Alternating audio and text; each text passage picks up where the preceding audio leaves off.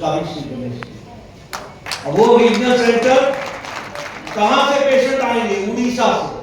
बिहार के तो आएंगे आएंगे, उड़ीसा से भी आएंगे, झारखंड से भी आएंगे, बंगाल से भी आएंगे, नेपाल से भी आएंगे। ये बदलता बिहार।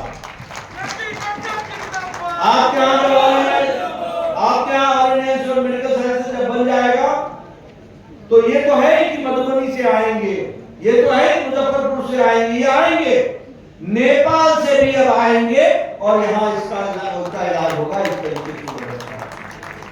इसलिए मित्रों, अब आप देखिए, मैं कल भागलपुर गया, वहां मैंने इसी तरीके की बिल्डिंग का एक्सपीरियंस किया।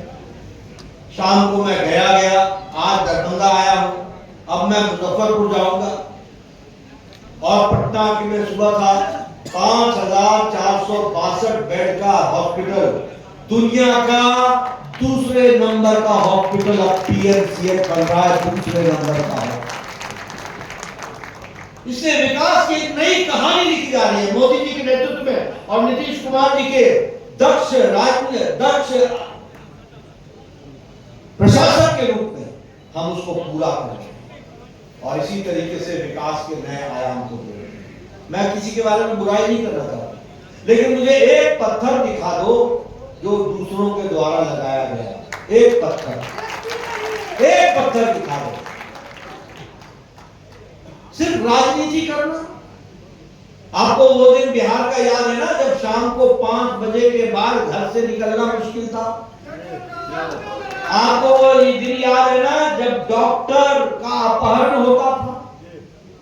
आपको वो दिन याद है ना, जब अपहरण एक तरीके का उद्योग बन गया था और मंत्रियों के घरों में चोरी की हुई गाड़ियां मिलती थी।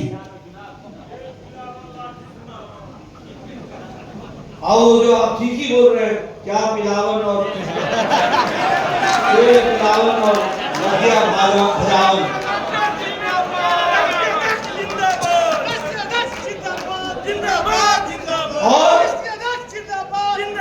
और अब देखो Bihar 5 super speciality block, regional ophthalmic institute, आज all India institute of medical sciences अकेला राज्य है जिसको एक नहीं 2 मिले हैं, 2 उत्तर बिहार के लिए अलग, दक्षिण बिहार के लिए अलग।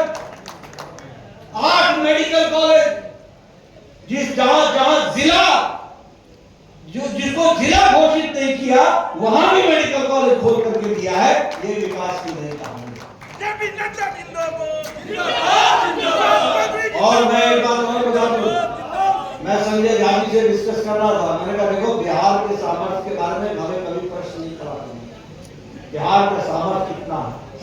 रामनगर लोहिया हॉस्पिटल में जाओ, अगर 10 सीनियर रेजिडेंट होंगे तो उसमें से आपको 5 बिहार के मिल जाएंगे।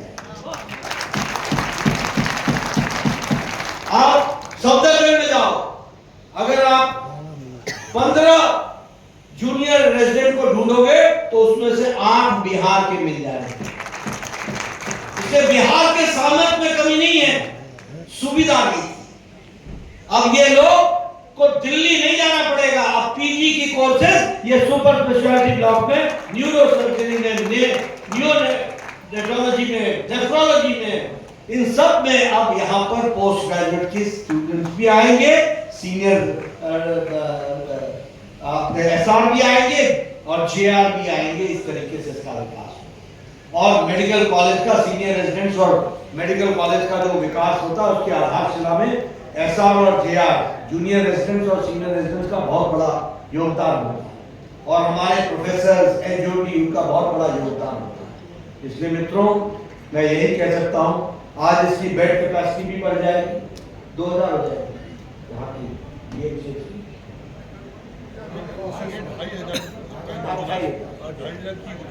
2500 की योजना है, 2500 बेड के पास। बोलो दरभंगा बदलेगा कि नहीं बदलेगा? तो इसलिए ये याद रखो कि जब समय आता है तो हमको किन बातों को ध्यान में रख करके अपने उंगली का बटन पर उपयोग करना।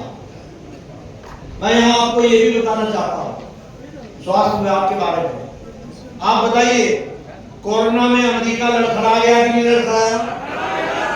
यूरोप लड़खड़ाया कि नहीं लड़खड़ाया? ऑस्ट्रेलिया लड़खड़ाया कि नहीं लड़खड़ाया? जापान लड़खड़ाया कि नहीं लड़खड़ाया? ये अकेला भारत है 140 करोड़ का देश, पहली बार 9 महीने के अंदर अपना ही इंडिजिनस इंजेक्शन दो बनाकर 220 करोड़ डोज लगाकर double dose with booster corona से बचने का काम हुआ। तो मोदी जी के नेतृत्व में भारत में हुआ होगा।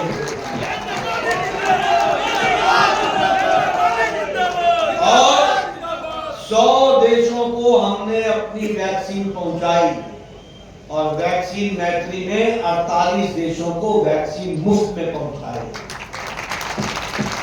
अब आपसे मैं पूछता हूं, यही भारत मांगने वाला भारत था ना, आज भारत देने वाला भारत बन गया। ये भी हमको और इसीलिए हम आपको जहां ये तोहफा दे रहे हैं, मैंने आज जमीन का निरीक्षण किया है, बहुत जल्दी हम उस कार्य को करेंगे पूरा। और प्रधानमंत्री जी के मन में ये इच्छा है कि एम्स जल्द से जल्द वहां पर स्थापित हो, तो उसके लिए हम प्रयासरत हैं और हम पूरी ताकत से करेंगे। आयुष्मान भारत, आज आप देखिए सारी दुनिया की इकोनॉमी लड़खड़ा रही है कि नहीं लड़खड़ा रही है? अमेरिका की इकोनॉमी लड़खड़ा रही है कि नहीं? रशिया की लड़खड़ा रही है कि नहीं?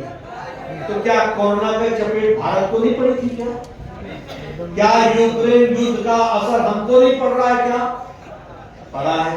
लेकिन मोदी जी की नीतियों ने आज दुनिया में अगर सबसे स्टेबल और सबसे मजबूत अर्थ है तो अर्थव्यवस्था है तो वो भारत की अर्थव्यवस्था है।